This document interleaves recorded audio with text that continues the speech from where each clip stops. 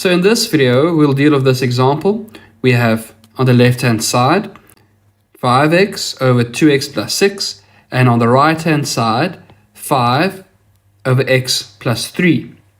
Now, what we want to do is find the LCD. So, to find the LCD, we first need to inspect the denominators. And I notice the denominator on the left-hand side can be factorized. So I can rewrite it as 5x over 2 times x plus 3. And the reason why I want to factorize the denominator is to help me to identify the LCD. So I can see on the left-hand side, I have 2x plus 3. And on the right-hand side, x plus 3, which is similar. So I only need a 2. So my LCD would be 2 times x plus 3.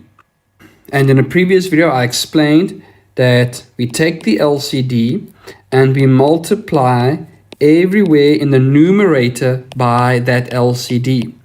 But if you multiply everywhere with the LCD, you would see that on the left, I'm only left with 5x, and on the right, I'm left with 5 times 2.